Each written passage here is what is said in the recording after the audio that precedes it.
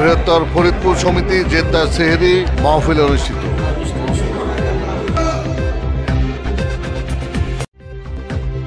আপনারা দেখছেন প্রবাসী সংবাদ। আসসালামু আলাইকুম। এমকে টেলিভিশনের প্রবাসী সংবাদে আপনাদের সাথে আছি আমি শারমিন মিনা। এতক্ষণ শুনছিলেন সংবাদ শিরোনাম, এখন ডেস্ক থেকে বিস্তারিত।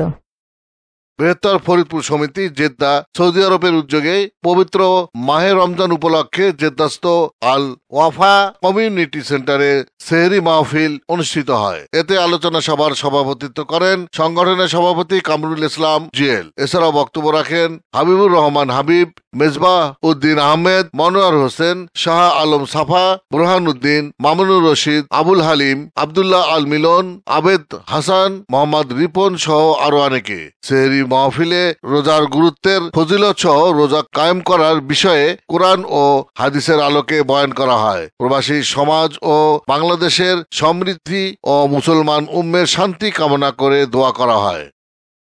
ইফতেখার, প্রবাসী ডেস্ক, এমকে টেলিভিশন।